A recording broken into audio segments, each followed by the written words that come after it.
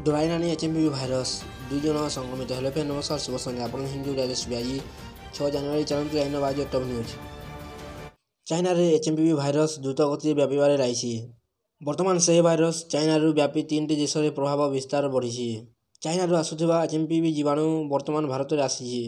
ଭାରତରେ ଏକକାଳୀନ ଏଚ୍ଏମ୍ପିଭିର 2ଟି ମାମଲା ଦେଖିବାକୁ ମିଳିଛି। 3 ମାସ ଓ 8 ମାସ ବୟସର 2 ପିଲାଙ୍କ ମଧ୍ୟରେ ଏଚ୍ଏମ୍ପିଭିର ଚିହ୍ନଟ ହୋଇଛି। ସୂଚନା ମୁତାବିକ ବେଙ୍ଗାଲୁରୁର ଏକ ଘରୋଇ ଡାକ୍ତରଖାନାରେ 8 ମାସର ଶିଶୁଠାରେ ଏଚ୍ଏମ୍ପିଭି ଯଥା ହ୍ୟୁମାନ୍ ମୋଟାଫ୍ଲୁମୋ ଭାଇରସ୍ ଚିହ୍ନିତ ହୋଇଛି। ଆଶ୍ଚର୍ଯ୍ୟର କଥା ହେଉଛି ଶିଶୁଟି ଦେଶ ବାହାରକୁ କେଉଁଠିକି ଯାତ୍ରା କରିନାହିଁ। ସେହିପରି 3 ମାସର ଶିଶୁଠାରେ ମଧ୍ୟ ଏହା ଚିହ୍ନିତ ହୋଇଛି।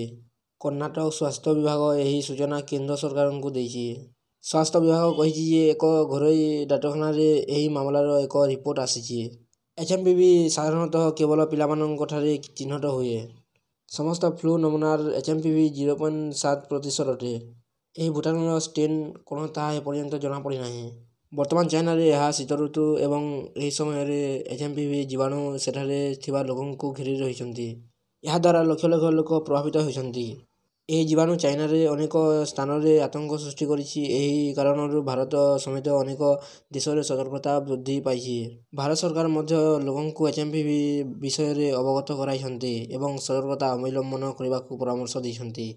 ଭିଡ଼ିଓଟି ଭଲ ଲାଗିଲେ ଲାଇକ୍ କରିବେ, ଚ୍ୟାନେଲକୁ ସବସ୍କ୍ରାଇବ୍ କରି ପାଖରେ ଥିବା ବେଲ୍ ଆଇକନ୍କୁ କ୍ଲିକ୍ କରିବେ, ଯାହାଦ୍ୱାରା ଆପଣ ଏହିଭଳି ଟପ୍ ନ୍ୟୁଜ୍ ସର୍ବପ୍ରଥମେ ଜାଣିପାରିବେ।